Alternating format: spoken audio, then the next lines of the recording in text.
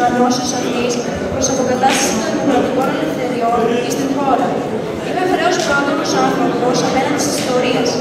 Απέναντι δηλαδή όλων εκείνων οι οποίοι διονύσαν με τον λόγο ή με τα όπλα. Εκείνων που έξω από ποταμούς αίματος για να προσδοκίσουν και σε εμάς την ελευθερία και τη δημοκρατία. Δεύτερον, είμαι χρεός ως καθηγητής απέναντι στις φοιτητάς μου. Εις τους νέους αυτούς δεν μετέπειτα μόνο ξηράς επιστημονικές γνώσεις. Τους είχα καλουχίσει με την ιδέα ότι ορθές αποφάσεις επί των μεγάλων προβλημάτων της χώρας λαμβάνονται μόνο με την δημοκρατική διαδικασία επιλογής. Θα ήμουν συνεπής και θα θεωρείται ότι η εμέφη ομαρχία, εάν δια αγώνος μου, δεν εδικαίωνα τα ιδέας μου περί ελευθερίας και δημοκρατίας μεταξύ των κριτικών μου. Τέλος, κύριε Στρατοδίκαιοι, είχα προσωπικό μου χρέος απέναντι του ελληνικού λαού και της πατρίδας. Αυτός ο λαός έκανε πολλά θυσίας και δαπάνας χάρη σε μου.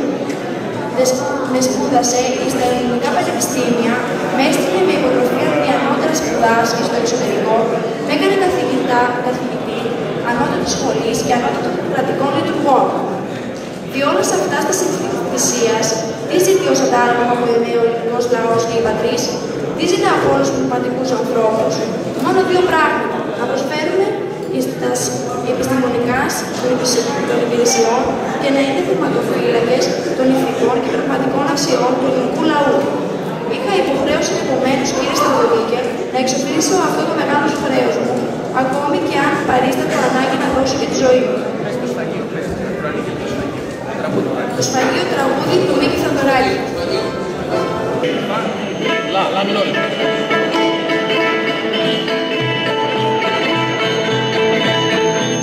Το μεσημέρι χτυπάνε στο γραφείο, μετρώ τους τύπους στο αίμα μετρώ. Είμαι θευτάρι, με έχουν κλείσει στο σφαγείο, σήμερα εσύ, αύριο εγώ.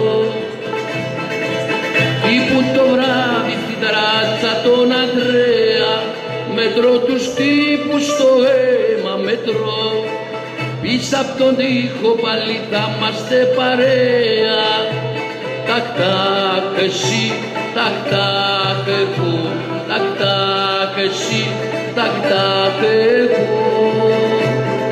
Πάει να πει σ' αυτή τη γλώσσα την κουβή, βαστάω γερά, κρατάω καλά. Μες στις καρδιές μας αρχινάει το πανηγύρι. Τακ τακ εσύ, τακ τακ εγώ, τακ τακ εσύ, τακ τακ εγώ. Μίλησε το σφαγείο μας θυμάει και το κελί μας κόκκινο ουρανό. Μίλησε το σφαγείο μας θυμάει και το κελί μας κόκκινο ουρανό. Μίλησε το σφαγείο μας θυμάει και το κελί μας κόκκινο ουρανό.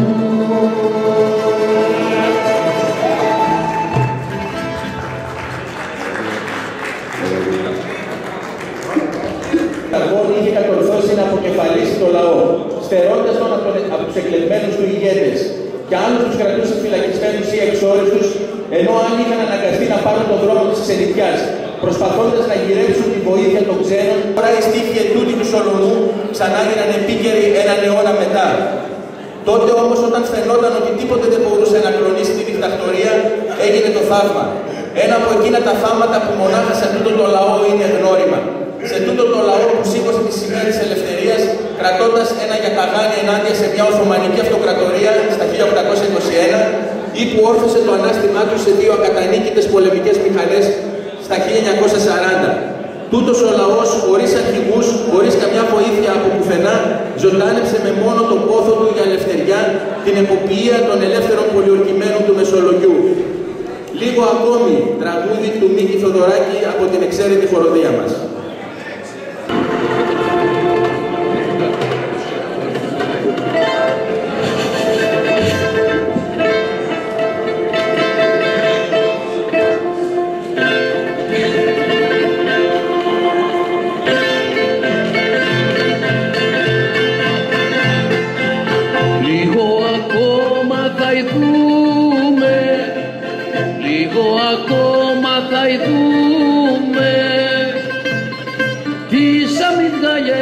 θίζουν, τις αμυγδαλιές να θίζουν, τις αμυγδαλιές να θίζουν.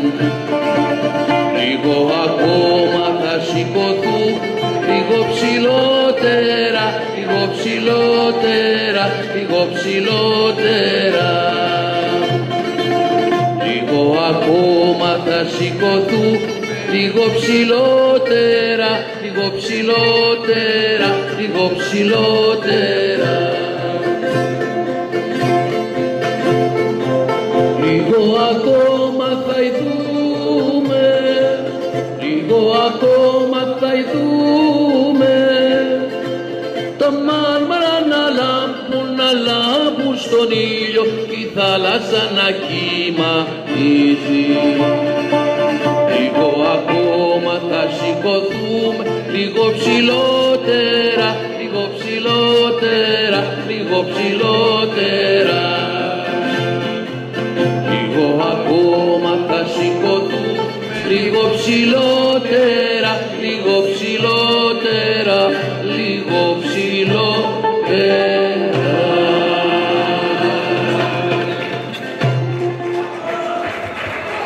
Εξέγερσης είναι γνωστό.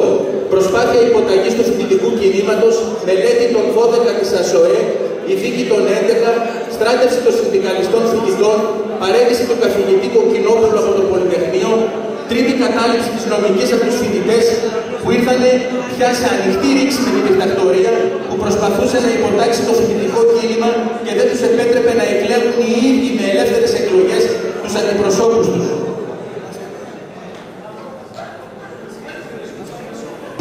Έφεραν τα συστήματα μέχρι από την κεντρική πόρτα. Φωνές από παντού και χαρούμενα πρόσωπα. Γυρίζει ένας και μου λέει ότι θα βγάλουμε ψήφισμα που θα δοθεί αύριο στους δημοσιογράφους. Σηκώθηκε και στάθηκε στην έδρα ο εισηγητής. Είπε διάφορα και ύστερα έδινε τον λόγο σε όποιον σήκωνε το χέρι του. Πως σιγά σιγά το αμφιθέατρο είχε χωριστεί σε μικρομάδες που επηρέασαν τους υπολείπους. Ο καθένας στα δικά του. Άκρη δεν έβρισκα. Μόνο που χτύπουσαν τα μυαλά μου. Ξάφνου βλέπουμε μισονισταγμένοι κάποιον που ανέβηκε στην έδρα, δίπλα στον εισηγητή. Και άρχισε ότι εγώ και οι συναγωνιστές μας λέω να πούμε για την άμυνά μας. Όλοι οι συναγωνιστές είμαστε, αλλά να πούμε για την άμυνά μας. Εσείς είστε μορφωμένα παιδιά και τα λέτε ωραία, αλλά να πούμε για την άμυνά μας. Φαντάζομαι τις πόρτες γερά που 10 άντρες δεν φτάνουν να πέσουν επάνω και βάλουν. Και θέλω να μου δώκετε 10 ανθρώποι για τις έξω πόρτες φρουροί. Ήσαμε να ξεχωρίσω μια ομάδα, γιατί ώστε να μαζέψω κι άλλους φεύγουν οι άλλοι. Σήμερα συναγωνιστές. Εγώ λογόφερα με το φοιτητικό μου επάνω, στην πληρωμή και φεύγω. Για μια στιγμή ο καλός έλειψε. Έπισε πολύ αμηχανία και κοιτάζαμε σαν να είχαμε να κάνουμε με κάνα γραμμέτα από το άσπρο. Αυτός έστεκε κοντούρης και σοβαρός πάνω στην έδρα. Ξαφνικά σύστηκε η αίθουσα στα χειροκροτήματα και ο κατάγος ανακοίνησε συνάδελφους.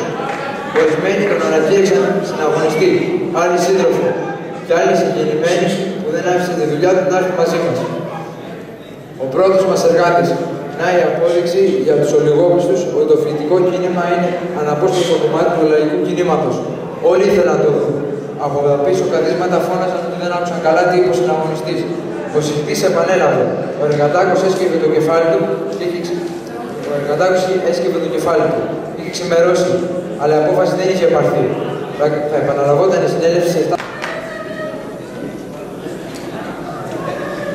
Στη νομική για παιδεία ελευθερία, που έδειχναν ότι ο αγώνας των φοιτητών δεν περιορίζονταν μόνο στη διεκδίκηση μερικών συνδικαλιστικών ελευθεριών στο φοιτητικό κίνημα, αλλά είχε προεκτάσεις καθαρά πολιτικές και έφερνε στην επιφάνεια τη διεκδίκηση όλου του λαού για τη ελευθεριά του. Το πρόβλημα του εξυγχρονισμού και του εκδημοκρατισμού της παιδείας συνδέθηκε άμεσα με τη γενικότερη πολιτική κατάσταση. Τότε η Χούντα άρχισε να πανικοβάλλεται και έδωσε εντολή στα όργανα της να διώξουν τους φοιτητές με τη βία μέσα από το πανεπιστημιακό άσυλο. Από τότε πια χάνουν τον έλεγχο της κατάστασης οι χουντικοί. Οι νέοι χτυπήθηκαν και διώχτηκαν μέσα από το πνευματικό του σπίτι, το πανεπιστήμιο. Ήρθαν στην νομική σχολή 2 μέρες και όταν στείλει στο κλέφτη καλυμμένου στην ταράτσα της Όλος, τότε για σένα δεν υπάρχει παραπάνω αγώνας. Και ξέρεις κάτι, ο αγώνας μας φωτίζεται με τα κεράκια του λαού. Μια νύχτα έπαιξε όλο το τετράγωνο της νομικής και παραφυλάκη την αστυνομία να μην κάνει έφαγα στο κτίριο. Και εμείς από ψηλά βλέπαμε τα αυτοκίνητα που κάνανε γύρω-γύρω και ξαχρυπνούσαν. Έτσι, έπαιρνα κουράγιο να συνεχίσουν. Ήταν σαν εκείνες τις νύχτες που ανασέρνουν μέσα σου οι επαναστάτες και φτιάχνουν τη σκοπή και τα τραγούδια. Η συγκέντρωση της ΕΦΕ, τραγούδι του Σαββόπουλου.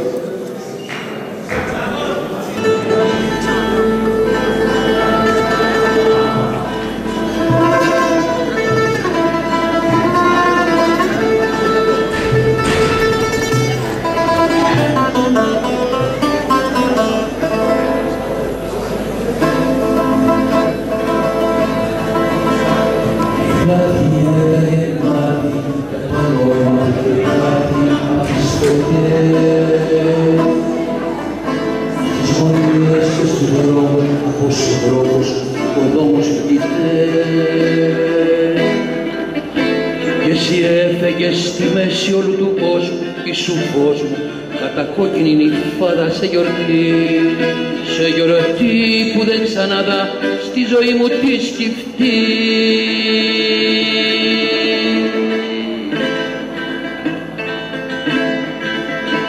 Η πλατεία ήταν άδεια και τρελός από σημάδια σαν σκυλί, με συνθήματα σκισμένα σε έναν έρωτα για σένα έχω χυθεί. Στα αμφιθέατρο σε ψάχνω στους διαδρόμους και τους δρόμους και ζητώ πληροφορίες και υλικό να ποτίσω τις αιτίες που μ' αφήνουνε μισό.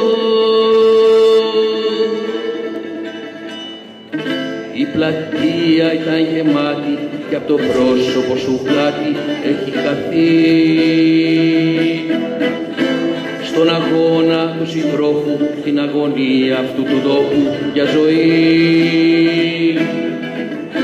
Στα παιδιά και στους εργάτες, στους πολίτες, τους οπλίτες, στα πλακάτια στη σκαντάλη που χτυπά. Η συγκέντρωση ανάβει κι όλα είναι συνειδητά.